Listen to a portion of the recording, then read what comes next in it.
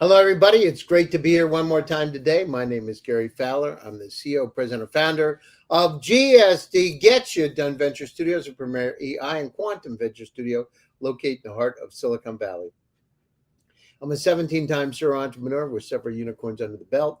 I was on the original management team at Click Software, which was sold to Salesforce for $1.35 billion, and also Eva.ai, an AI HR tech company that I co-founded with Dr. David Yang. We believe at GST that intellectual capacity is evenly spread around the world, but opportunities are not.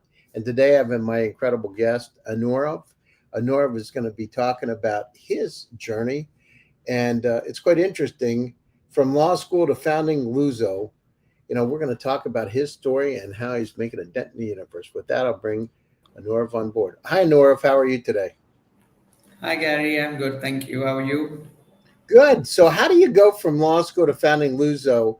And tell me a little bit about your journey, your entrepreneurial journey. Sure. Actually, I always wanted to be an entrepreneur, and I was lucky enough to get this opportunity in COVID. How it actually happened was in COVID. So, we're actually three co-founders, and one of them, my co-founder, his name is Man. His mother happens to be from the salon industry, and she's been a part of it for more than 20 years. And as you can imagine, in Jan 2023 2020, she was starting out with her own brand of salons and spas. And as you can imagine, by March it had to shut down because COVID hit. And all three of us being very close friends for more than 10 years now, we thought if there was something that we could do to help him and his family.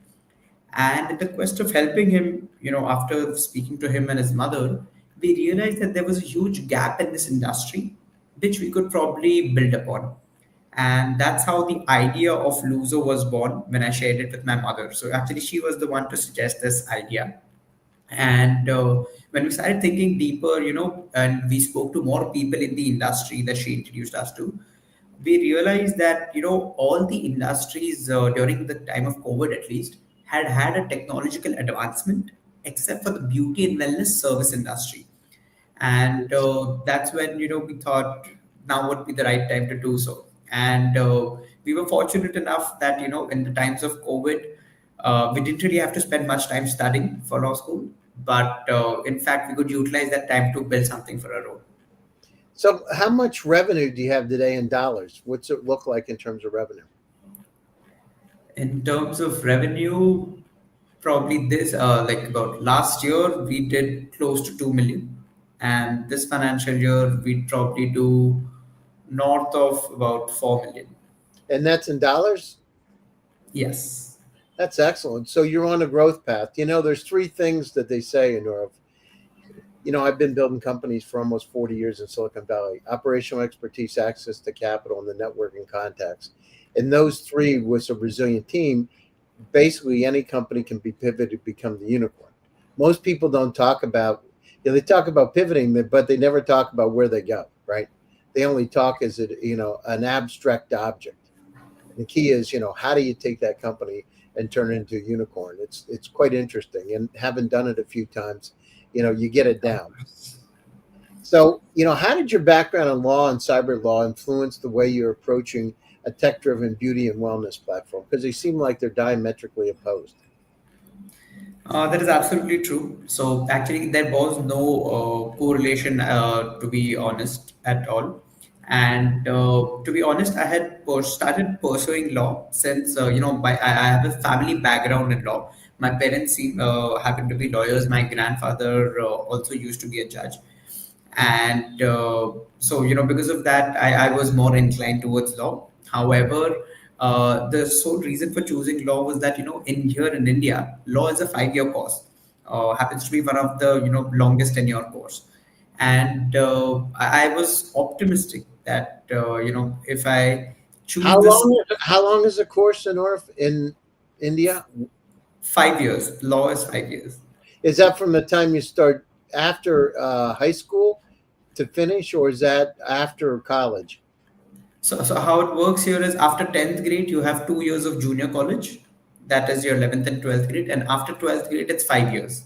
Okay, well, that's not that bad. Then, here in the States, you go 12 years, and then you've got 4 years of university, and then you've got 2 years of law school, right? So you've got 6 years. And it's a, Right. so tell us a little bit about it. You know that for listeners who haven't used Luzo, how would you describe it in one sentence? If you're looking to book your salon, spa, or a dermat clinic appointment, LUZO is the your go-to app. You browse, book, and then pay through the app to avail exclusive offers. You know, so what problem in the beauty industry, in the beauty and wellness, right? There's all these salons out there. You're right. You don't know who's who can do the, my wife likes to get her nails done, and she likes a Yes. special, a lot of times she likes Ukrainian or Russian folks to do her nails because she said they're the best. Whether that's true or not, I don't know, but for her, they are. And so, but what problem do you feel was being ignored, and how's Luzo solving it? Right. So as we're a marketplace or an aggregator, we're actually solving problems at both ends. One is for our beauty and wellness vendors, our partners, and one is for the customers. If I talk about our partners, as you can understand, it's a very fixed cost heavy business.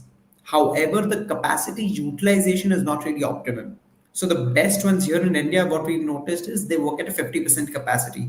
So there is still a lot of room for them to, push their revenues or scale their expansion. And because they're not really technologically forward, they're unable to do so.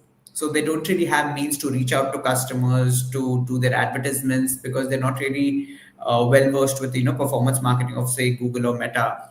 And as you can imagine, on almost all fields today we have a mobile app interface. However, in this industry, at least here in India, there was no such thing. So what we realized the gap was number one was capacity utilization. So if you could actually bring more footfall into the doors of our vendors, they would make a lot more revenue compared to what they actually do. And we have been successful in doing that. For most of our partners who've been working with for more than a year now, we've helped them increase their revenues by at least up to 8%. So that has been one change that we've been able to get forward. And in terms of customers, what we realized was that at least in fact in my own personal life, what I noticed was if we're looking at a bigger brand, okay, a popular brand that might look really expensive, we as people are really conscious to probably step inside, ask for a price, and if it does not fit our budget, we don't want to walk out. So, however, in the case of a mobile app, you really get that information transfer all in advance. So, you know what service you're looking for, what is your budget, when do you want to book, and do everything at your ease and convenience. Well, it's And not even, just that. There's one thing that, for me, it's really important is what are the reviews, right?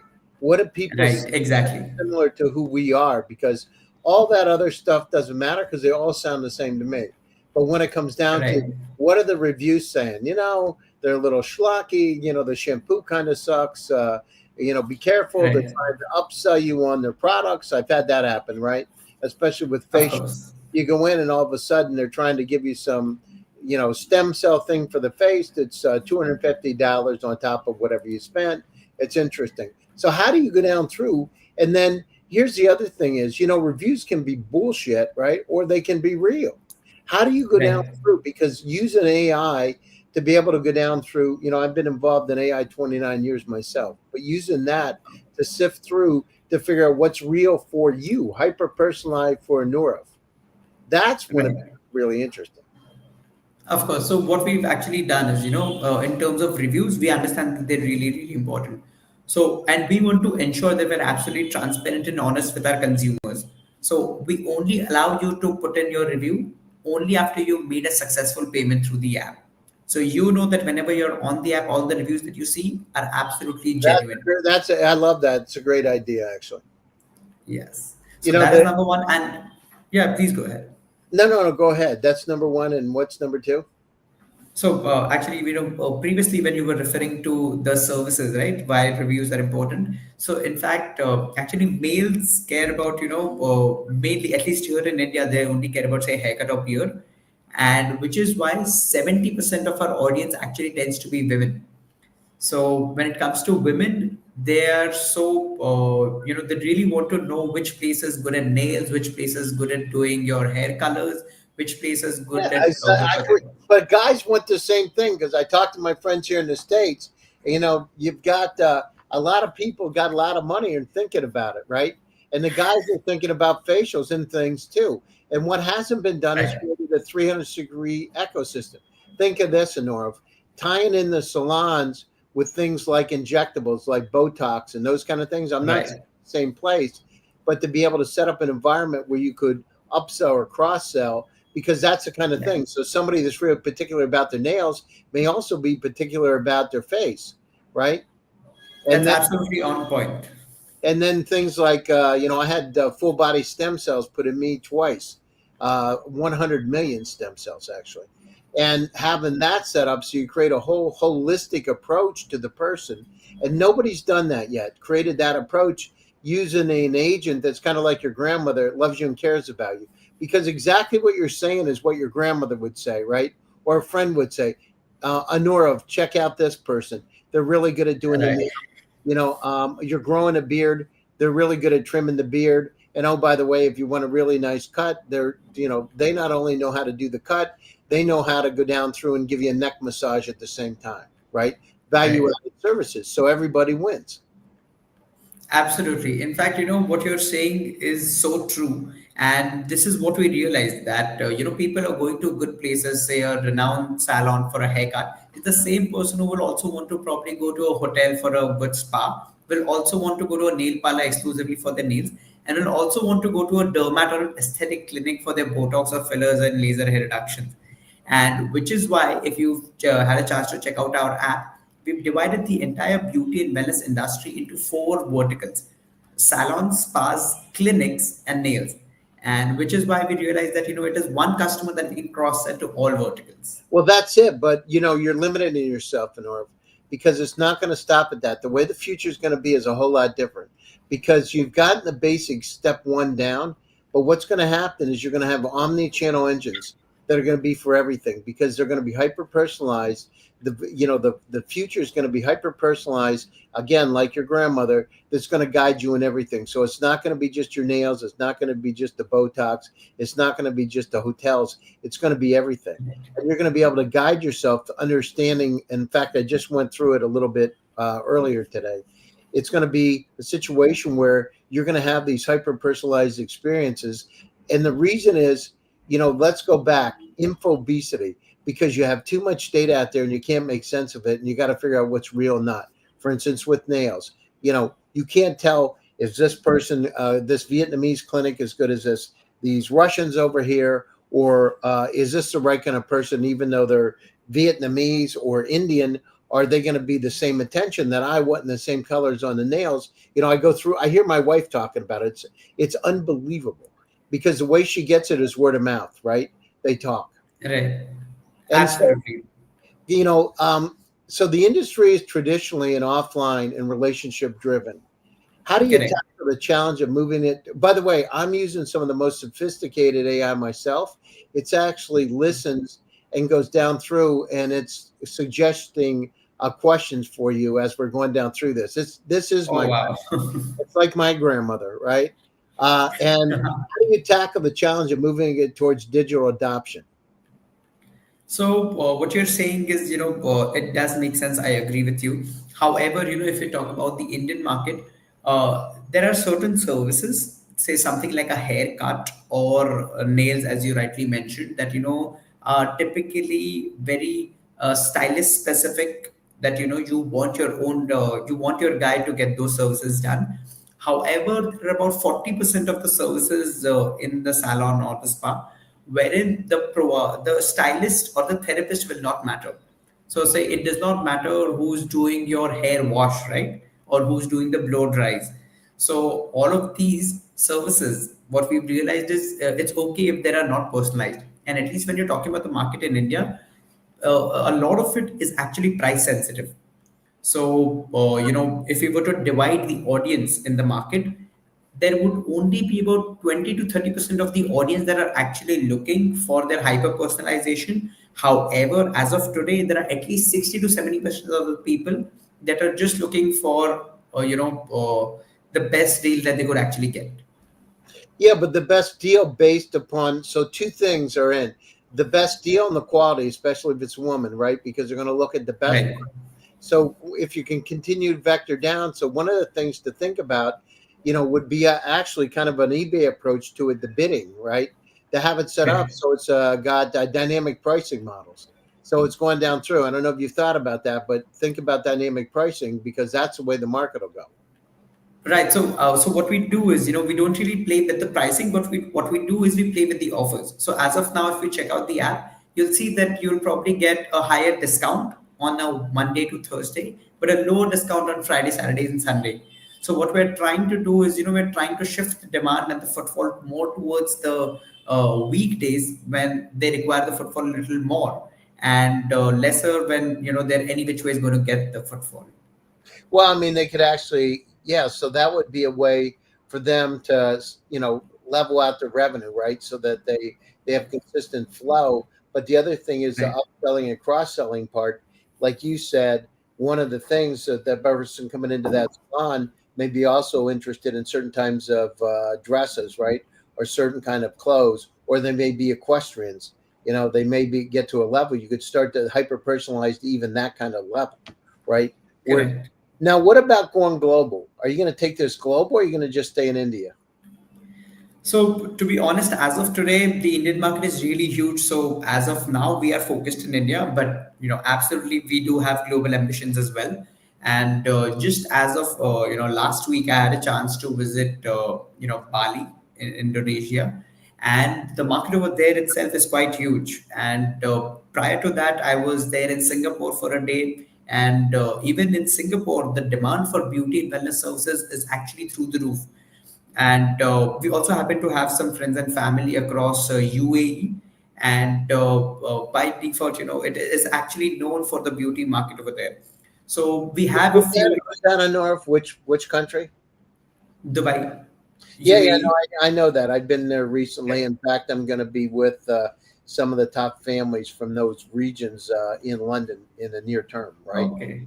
And Oh, so nice. personally, but that just the one thing, the challenge is think about it because if you're going to take this thing and turn it into a unicorn, it's not just about India, right? There's 1.1. I'm going to be in Africa speaking at one of the top banks in Africa in the near term, and there's 1.1 billion people there, and it's fastest growing. It's growing faster in India, right? That's true. And Right. places like Nigeria, most people don't get it, has nearly 300 million people already, right? And the largest population under 30 in the world is there. So think about not where you are today, it's about where you can go tomorrow, right? And look at Right. those markets. And the also thing is, who has the money to be able to spend. The problem you described is the same problem we have in the US, by the way. And you got 350 million people here that have the same kind of issue. It's how do we find, I hear it all the time, how do you find these potential salons that can do the kind of job that you want and do it in a timely fashion. So, for instance, I may need to go on a trip and I need a haircut done. I don't care about the price. I just want it done. That's another interesting dynamic pricing model, right? How can I get in there faster and go up the queue? No, not many people think about that. That could be interesting too.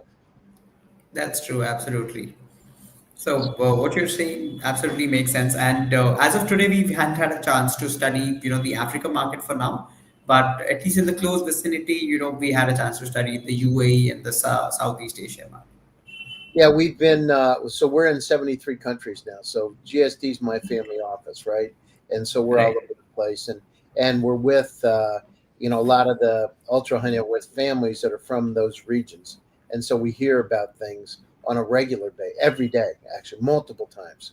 I got to say. Right. So, in fact, when we're done with the show, if you want to stay on for a few minutes, we can talk. I'm happy to. More than happy to. So, LUZO is an asset light curated ecosystem. What does that mean in the practice for both customers and service providers? So, what do we mean by asset light is that, we never ever plan to open any stores of our own. We always prefer to stay asset light because, there are people who are already good at it, who are opening their stores and who are providing the service. What we want to be is, we want to ensure that we get you more and more customers. So, we will create the ecosystem wherein we get the providers, we get the customers, and we get the technology in use, we bridge the gap, we do all the needful, but we will always stay asset light. It's so my AI just came back and it's starting to. It's saying it wants me to ask you some rapid fire questions, and it said, Sure. what first word that comes. So just FYI, I've been involved in AI for 29 years. Of Expert course, systems. yes. I started one of the first generative AI companies on the planet Earth back in 2016 with David Yang, Wow. one of the foremost experts in AI from Silicon Valley, as the CEO, Right. president of the company. So I've been, right. I was 3 years before OpenAI actually, and we've Wow. already the company was acquired. But it's saying to Right. me the first word that comes to mind, Anurav, when you hear beauty and wellness. Salons. So morning ritual you can't skip. Brushing my teeth. One app on your phone you can't live without other than LUZO. WhatsApp. Uh, Most underrated wellness habits. A good night's sleep. Absolutely, and most people forget about that. Um, That's true. Go to self care activity after a long week. What do you do for yourself after a long week? A foot reflexology. If Luza were a celebrity, who would it be? If I was to think of an international celebrity, it'd probably be someone like Tom Cruise. He never seems to age as much. He's great. Yeah. Uh, Most surprising thing you've learned about customer behavior. Customers that visit, say, expensive places probably for their hair color or treatment would not mind visiting, say, cheaper places for services like waxing, where it does not matter for them. One city you'd love to launch Luzo in next. Singapore or UAE, one of them. What's harder, law school exams or startup investor pitches? Definitely investor pitches. Describe Luzo in just 3 words. Information offers convenience. What's next for Luzo? Are you looking at new markets, services, or technology integration? We're looking at new markets, but within the country, within India, and of course, while we do that, our technology continues to scale up. Finally, what's one piece of advice you give to an aspiring entrepreneur who wants to build something that changes an industry? It's a difficult industry because we're kind of trying to change from unorganized to organized, at least here in India. So you really have to have a lot of patience. So patience. So closing thoughts, Honora, and how do people get a hold of you? Closing thoughts that we've taken up on this task, and it's been almost more than 4 years now, and we're confident that in the time to come, we'll see a huge change in how the industry is functioning as of today. So, Honora, and how do people get a hold of you? LinkedIn, email, what's the best way? Uh, LinkedIn is the best way to do. All right. Anurav, thanks for taking time out of your busy schedule to join my show. And thanks to all of Pleasure, you out Gary. there. We're at 1.4 million views, and it's appreciated Oh wow. with well over 1,000 podcasts. I appreciate all of you out there and stay happy, stay safe, and stay healthy. And I will be back to you again soon with another exciting edition. Anurav, if you want to stay online, we can talk for a few minutes after the show. Happy to, Gary. Okay. Thanks, everybody, and take care. Thank you.